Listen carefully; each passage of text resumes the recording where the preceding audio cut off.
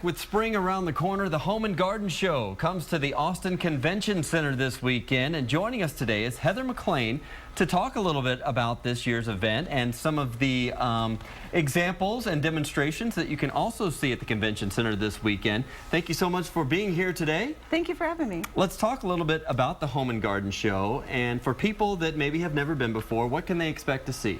You can see all kinds of things. My company, Goodness Grows in Austin, we do a big landscape garden display that you can walk through and hopefully feel like you get a taste of the beautiful blooming trees and everything that you'll see around Austin in the next coming weeks.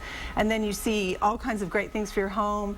This year we have Jeff Lewis from Flipping Out, which is on Bravo. He's going to be talking to the attendees and just all kinds of great things for your house and garden. So your setup is huge. I mean, you don't want people to feel like they're in the convention center. No, it's really great, and we always try to have like the photo op place in our display where you can sit at a bench. There's a background with beautiful trees and flowers. It's really fun, and kids usually really enjoy being around and seeing what's coming next. You know, the blooming plants that maybe aren't doing it outside, we can use a little magic, do it inside. Sure. And you're right there to answer questions if people come by. And they can ask you questions about your display. You actually brought a few examples of plants that are not native that you can use in your garden. Well, some of these are truly native, and then some are extremely well adapted.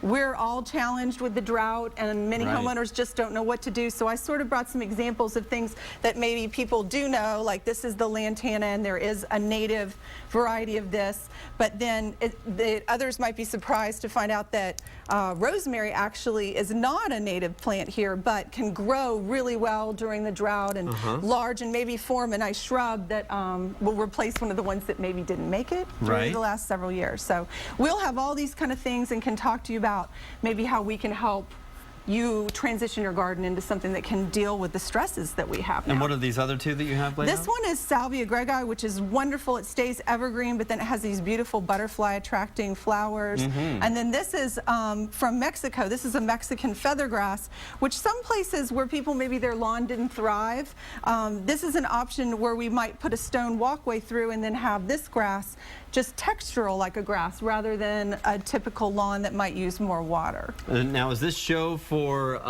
the beginner? Is it for the expert? Oh, absolutely, for everyone. I think that experts always have some really challenging and interesting questions, but a lot of beginners are, just want to come out and see how can I make my home more beautiful. And a pass is good for the entire weekend. You can kind of come and go as you please. That's true. That's true. Wonderful. Thank you so much for being with us. Have fun at the Home and Garden Show this weekend, and encourage you to go check it out. It should be a nice weekend. David Yeomans is back with a look at our forecast. Maybe a nice weekend to get out in the garden. It sure will be a nice one, Brian, but might want to hold off on planting that outdoor garden for maybe another couple of weeks. We've got some freezing temperatures, actually, for some folks in Central Texas in our forecast.